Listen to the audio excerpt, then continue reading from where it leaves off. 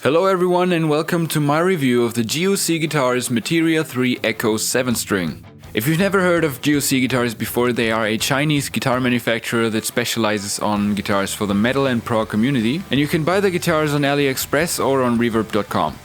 To get this out of the way first, I bought this guitar with my own money. I was not sponsored in any way or given the guitar, so what I paid was $590. But you have to keep in mind that the guitar is coming directly from China, so you might have to pay some customs, which I did, so I ended up paying $720 in total. First, let's go about some specs and features of the guitar. To get the obvious out of the way, this is a headless 7-string guitar with a double cut body design similar to a Strandberg. We have two humbuckers, which are GOC Guitar's own 4th dimension pickups. As for the electronics, we have a 3-way pickup selector toggle switch and one single volume knob, no tone knob. The bridge/tuning machines is a ZSR01 German-made all-brass headless bridge according to the website. It's got an ash body and an Atlas wood neck and fretboard, and I'm not sure what that really is. According to GOC's own website and Instagram, it's a synthetic compound wood made of recycled plant fibers, hence the name Echo. We have 24 stainless steel jumbo ball-end frets, which are glued onto the fretboard. Technically there are 25 frets because of the 0 fret. There is no nut installed, the string spacing is regulated by the head clamps. The neck is bolt-on and held down by 6 screws. The scale length goes from 25.5 inches on the treble side to 27 inches on the bass side, and we have a fretboard radius of 16 inches. Right out of the box, the guitar had no fretboard inlays, the ones you see here were custom made afterwards. On the side of the neck there are oversized red side dots, and the strap pins are located in the usual position on the back and the back of the upper horn for the front one. Look and feel. The body has a very nice blue open pore finish, which you can still feel the wood grain through, and the neck is finished in natural satin. On the body we have the typical belly cut, 2 deep cutaways to reach the upper frets, and a cutaway in the back.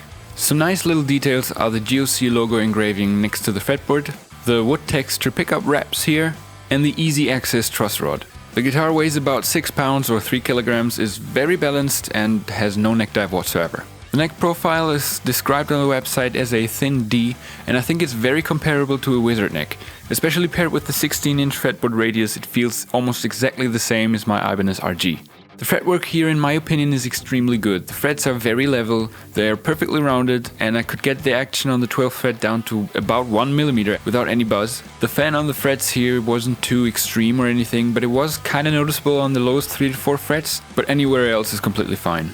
There are a few little flaws and blemishes here and there, like here there's a tool mark on the side of the fret, luckily not on the top, that was the only one I found, and there are 2 little paint scuffs here and there on the back of the guitar. Other than that, the guitar arrived in perfect condition. I found the pickups here to be pretty hot and pretty bassy, a little too much for me. When I moved them away from the strings a bit, they were very close from a factory setup, it got much more balanced. Here are some sound samples of all pickup configurations in solo and then in the full mix.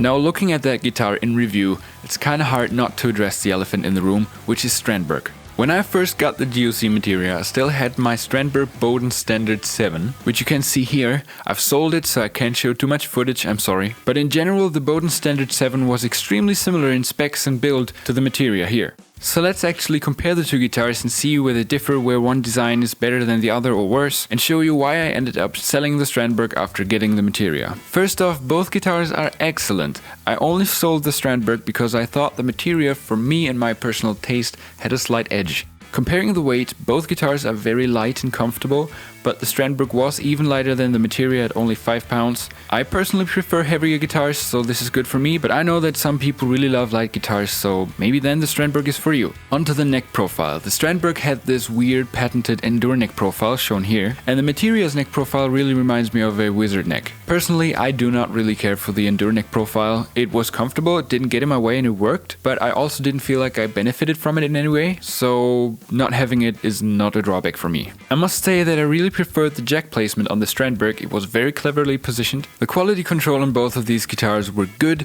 but not perfect. As shown earlier, there were some tool marks and paint scuffs on the Materia, but that was also the case for the Strandberg. There were some paint drippings here and there, the engraving of the logo wasn't perfectly done. Now, I don't really care for cosmetic flaws as long as they're not super glaringly obvious, but considering how much more the Strandberg cost, that was kinda annoying.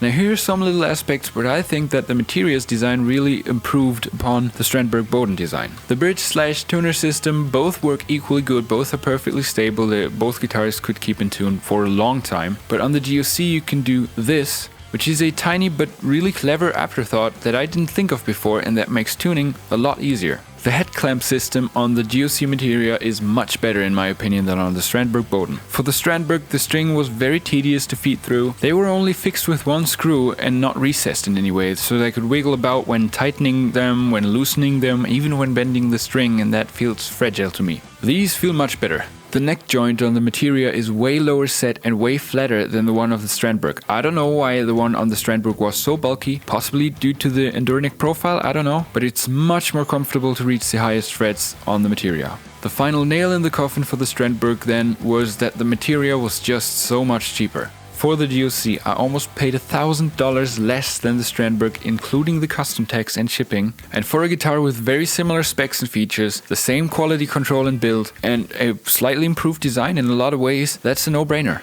So in conclusion, my review here is overwhelmingly positive. The guitar looks great, it feels great, it plays like a dream, it sounds solid, and in my opinion the value for the money here is fantastic. My only complaints are the jack placement, which I would have liked a little further up, and some tiny cosmetic flaws, but that's about all I could find. So yeah, overall I'm really impressed and I can only recommend this guitar. If you want to check out GOC guitars for yourself, you can do so with the links in the description. Leave your questions, thoughts and suggestions in the comments. Thanks for watching, see you next time.